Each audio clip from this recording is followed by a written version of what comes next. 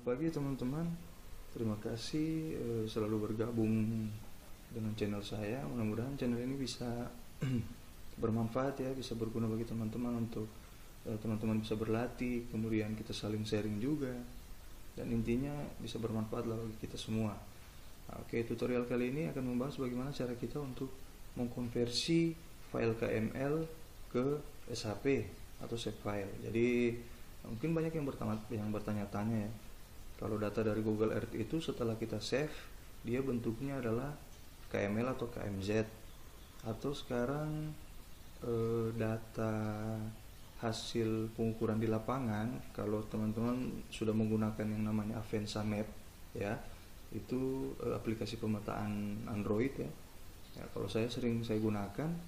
Jadi biasanya setelah saya menyimpan atau saya mengekspor data hasil pengukuran saya dari Avenza atau Avenza Map, itu bentuknya adalah KML ya. Nantinya akan saya konversi ke ArcGIS seperti itu, biar bisa terbaca nilai koordinat beserta trackingnya. Nah, untuk itu saya akan berbagi bagaimana cara mengkonversi data KML tadi atau data dengan format KML atau KMZ ke dalam save file. Jadi kita langsung saja, teman-teman bisa buka tampilan ArcGIS seperti ini. Nah, ini kosong ya. Nah, kalau teman-teman sudah memiliki data berformat KML atau KMZ, jadi bisa teman-teman langsung praktekkan ya. Nah, teman-teman langsung share di sini. Jadi kita akan langsung mengkonversi ya. Jadi kita pilih ArcToolbox. Jadi kita akan langsung mengkonversi. Oke, ArcToolbox dulu ya, seperti ini. Nah, kalau sudah muncul tampilan seperti ini ArcToolbox, kita masuk di Conversion Tool. Ya, di sini ada Conversion Tool, kemudian kita pilih From KML, karena yang kita akan konversi adalah data yang berformat KML ke save file. Jadi dari KML ke save file. Jadi From KML. Kita pilih di sini From KML. Ya. Terus kita pilih KML to layer. Oke, KML to layer ya. Kita tinggal cari ya di sini folder di mana data KML kita tersimpan. Nah, misalnya saya memilih data ini ya, data hasil pengukuran saya. Jadi ini ya, ground check, kemudian saya pilih yang Buah Lemo. Nah, seperti ini teman-teman bisa lihat. Nah, saya pilih ini ada beberapa desa ya, Desa Buti, Mananggu, Tabungu, Tangga Barito. Nah, saya coba pilih yang Desa Buti ya. Ini ya, Desa Buti, saya open. Oke. Ya, seperti ini. Jadi teman-teman bisa lihat ini ya, mana folder saya tadi. Oke, ini. Nah, seperti ini teman-teman. Jadi ini kalau menemukan logo seperti ini tandanya file yang berformat KMZ atau KML. Jadi ini seperti ini bentuknya ya. Oke, kenapa seperti ini? Karena ini adalah data hasil pengukuran yang saya ambil dari Avenza atau saya ekspor dari Avenza dengan menggunakan format KML, dan biasanya juga hasil olahan Google Earth. Jadi ini sebenarnya adalah simbol Google Earth ya. Kalau kita lihat ini simbol Google Earth. Jadi data-data hasil olahan Google Earth itu biasanya kalau kita save, dia bentuknya akan jadi seperti ini. Itu berformat KMZ ataupun KML ya. Oke, kalau sudah seperti ini kita lihat di sini ada tanda seru. Jadi sebenarnya data ini sudah pernah saya olah ya. Cuma saya mengulas kembali dalam bentuk tutorial untuk bagikan ke teman-teman. Jadi kalau misalnya kita menemukan tanda seru seperti ini, jadi ini tinggal kita ganti saja. Ini saya buat seperti ini ya, tidak usah pakai nama ya, seperti itu ya. Kalau kita menemukan tanda seru seperti tadi, jadi kita bisa ubah di output data name. Oke, kalau sudah kita oke.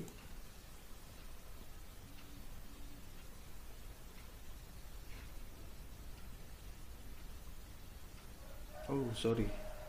Di sini ada tanda merah ya, berarti proses KML to layer tidak berhasil. Nah, kita coba sekali lagi. Jadi kita coba. Oke.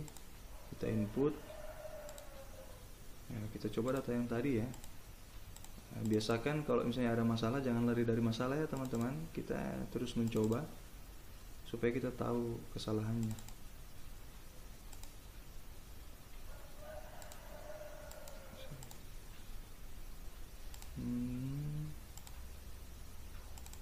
Oke, kita masuk 2020 ground check Kabupaten Bualemo. Nah seperti ini. Oke, kita open. Ya di sini kita lihat ya, ada tanda seru kuning, jadi kita ubah.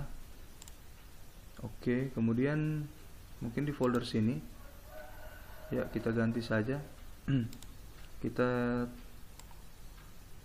letakkan dia di folder latihan ya. Oke, kemudian kita add. Nah kalau sudah seperti ini kita oke.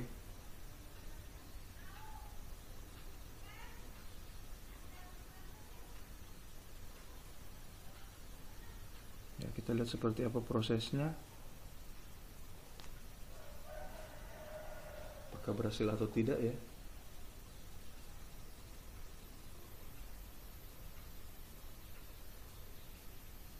Oke, kita menunggu sementara berproses. Nah, berhasil teman-teman. Jadi seperti yang saya sudah katakan tadi, jangan biasakan kita lari dari masalah ya. Kita cari solusinya. Biar nanti untuk kali-kali selanjutnya, jika menemukan masalah seperti itu, kita sudah tahu solusinya seperti itu. Oke, jadi kita kejar. Nah, seperti ini ya. Ini saya sudah mengkonversi tahap pertama data yang berformat KML atau KMZ untuk menjadi satu data shape file. Jadi ini baru proses awal. Nah, setelah kita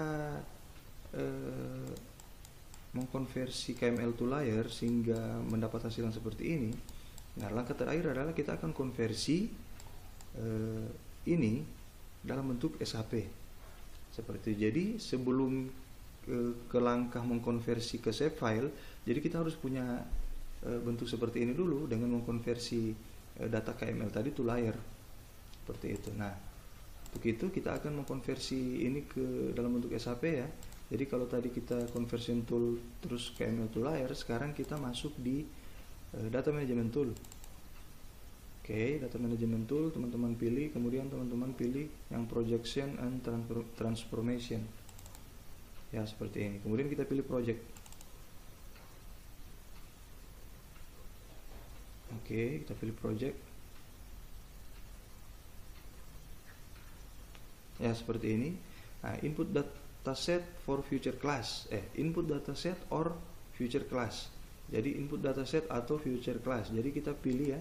Nah, di sini ada polygon dan polyline. Jadi teman-teman bisa lihat kalau data saya ini hasil pengukuran. Jadi saya track ini dari sini ya. Teman-teman bisa lihat tracking saya ini dari sini. Saya track kemudian sampai di sini.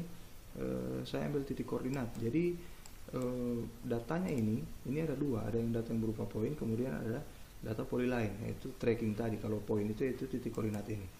Oke, jadi kita akan mengkonversi data ini ke dalam bentuk shape file satu-satu. Jadi tidak bisa sekalian dua ini. Jadi tergantung teman-teman maunya yang mana dulu. Kalau di sini saya mungkin poin dulu. Oke, atau titik koordinat dulu yang saya akan konversi. Nah, oke. Jika sudah, maka output koordinat sistem. Jadi di sini kita input koordinat sistem kita yang sesuai dengan zona ya. Di pelajaran-pelajaran sebelumnya sudah ada. Jadi kalau Gorontalo itu dia berada di zona 51 North atau zona 51 Utara. Jadi lokasi teman-teman berada di zona apa seperti itu. Nah, tinggal di setting saja, kita masukkan. Ya, kita pilih di sini ya, project. Ini sudah ada di materi-materi sebelumnya, bisa teman-teman lihat. Di materi mengenai basic digitasi ada, jadi bisa teman-teman pelajari kembali. Nah, oke. Sini kita masuk ke UTM, kita pilih yang WGS84, kemudian ini yang North. Ya, di sini kita cari jika zona kita berada di zona utara, maka kita pilih yang North ya. Sini semua ada. Jadi kalau saya pilih yang 51 ini ya, kita oke. Nah, sehingga dia masuk di sini. Nah, kalau sudah tampilan seperti ini, kita tinggal oke. Ya, di sini berproses, teman-teman bisa lihat. Ini sementara berproses. Ya, jika sudah akan seperti apa hasilnya, kita lihat ya.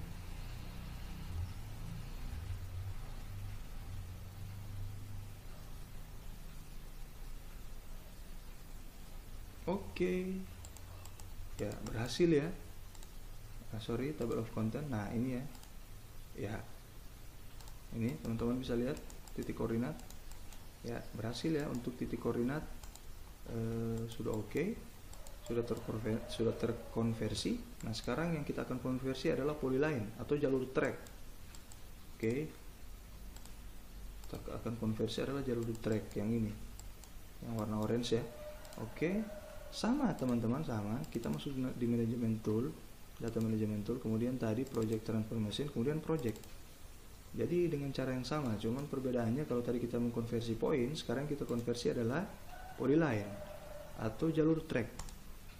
Nah seperti ini. Kemudian masukkan lagi sistem koordinat atau masukkan lagi sistem koordinat atau referensi koordinat sesuai dengan zona kita. Ya ini UTM, kemudian utara, kemudian 51. Oke, kita oke. Nah kemudian kita oke. Seperti itu. Kita akan lihat seperti apa hasilnya.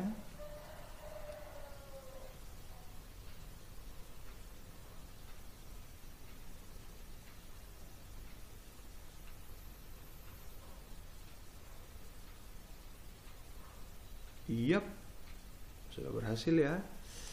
Oke, kita sudah memiliki jalur track dan titik koordinat dalam bentuk SHP atau shape file.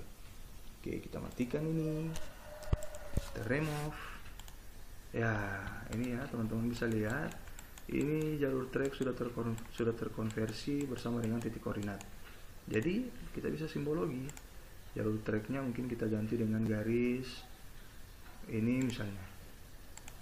Oke, ya seperti ini. Kemudian untuk koordinatnya kita setting lagi, kita simbologi ya, kita ubah simbolnya. Kebiasaan nih kalau titik koordinat selalu loading begini. Oke, kita ubah ya seperti biasa ya, saya sukanya yang ini. Oke, kita kasih warna misalnya warna kuning. Kemudian size-nya kita kasih 12. Ya, seperti ini teman-teman bisa lihat. Oke. Sampai situ ya. Mudah-mudahan teman-teman bisa